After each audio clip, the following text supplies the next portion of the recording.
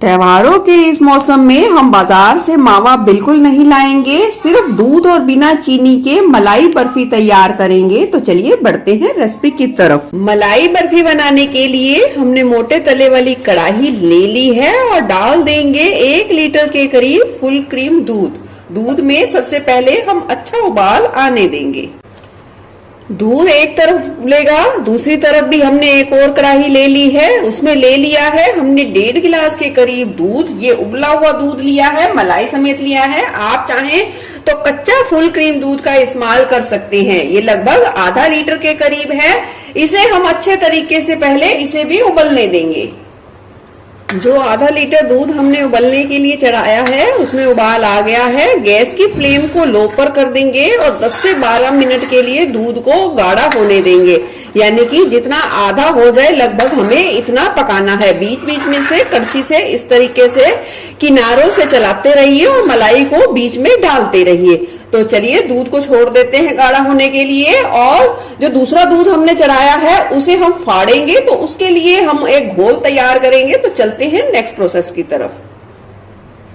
इस मलाई बर्फी में जो 1 लीटर दूध का इस्तेमाल करेंगे उसे हम फाड़ कर यूज करेंगे, यानी कि छेना बना के यूज करेंगे। तो यहाँ 1 ढक्कन के करीब ले लिया है सिरका, उसमें डाल देंगे 3 से 4 ढक्कन के करीब पानी। आप सिरके की जगह एक नींबू का रस इस्तेमाल कर सकते हैं अगर आपके पास सिरका ना हो।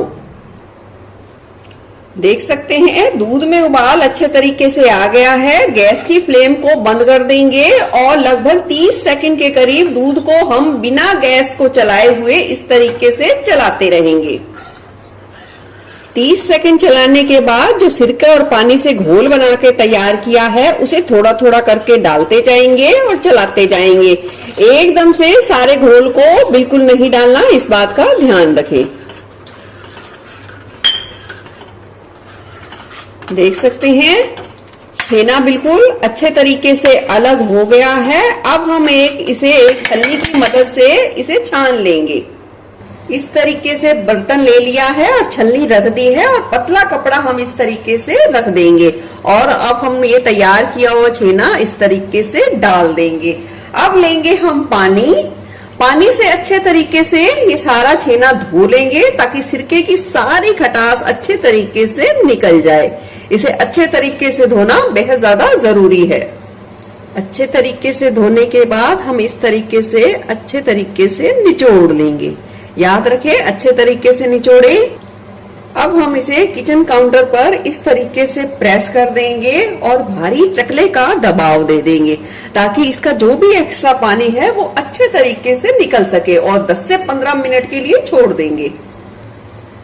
और दूसरी तरफ देखिए दूध भी गाढ़ा हो गया है। इस स्टेज पर हम डाल देंगे 2 से 3 चम्मच के करीब मिल्क पाउडर।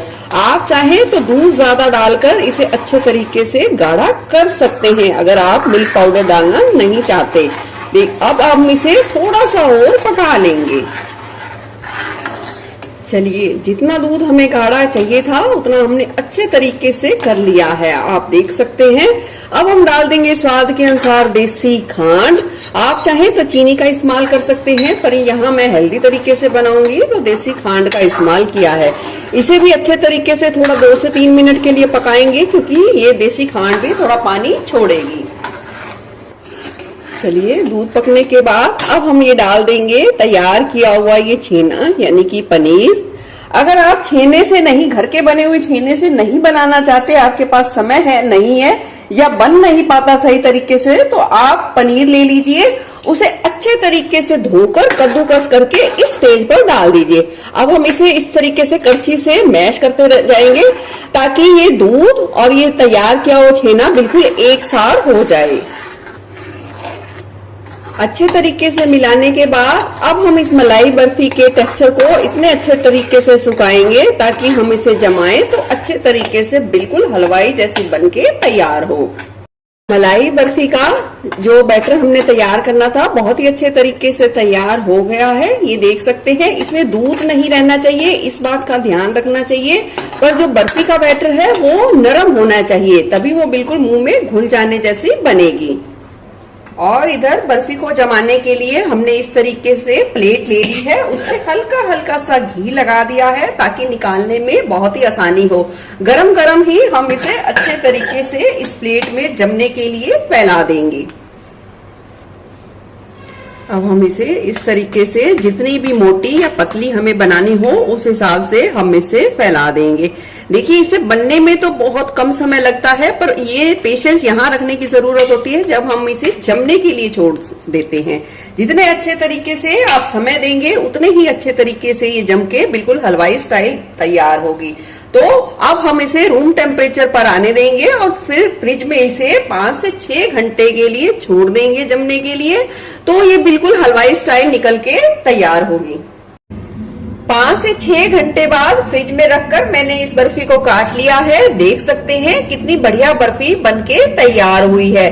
बिल्कुल भी काटने में दिक्कत नहीं आई। बहुत ही ज्यादा टेस्टी और हेल्दी तरीके से ये बर्फी बनके तैयार हुई है, क्योंकि हमने इसे घर के दूध से बिना चीनी के बनाया है। आप भी दिवाली पे, भैया दूज पे और गोवर्धन पूजा पर इस बर्फी की रेसिपी को जरूर ट्राई करें। आपको बहुत ज्यादा पसंद आएगी और अपना फीडबैक शेयर करना बिल्कुल ना भूले। फिर मिलूंगी ऐसे ही बढ़िया रेसिपी के साथ। Eat healthy and stay healthy. धन्यवाद।